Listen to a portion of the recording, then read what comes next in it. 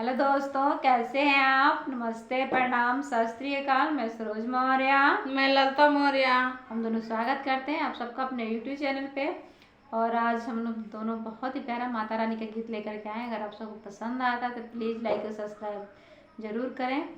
और हाँ, कमेंट करना ना भूलें। कमेंट करके ज़रूर बताएं कि गाना आप सबको कितना पसंद आया। तो चलिए सुनते हैं माता रानी का ये गीत। उड़े जाओ रे सुगन ही पार, खबर लो मैया के। उड़े जाओ रे सुगन ही पार, खबर लो मैया के। मैया के मंदिर में काका चढ़ेला, मैया के मंदिर में काका चढ़ेला।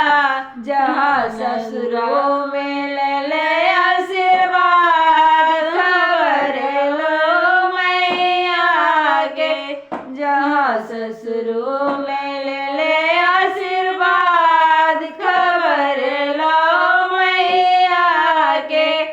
उड़े जाओ रे सुगन ओही पार, खबर लो मैया के।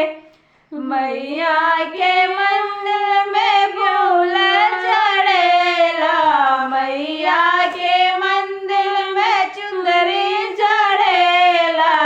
जहाँ सिंदूरा में ले आशीर्वाद, खबर लो मैया के। जहाँ सिंदूरा में ले आशीर्वाद, खबर लो मैया के। उड़े जाओ रे सुगना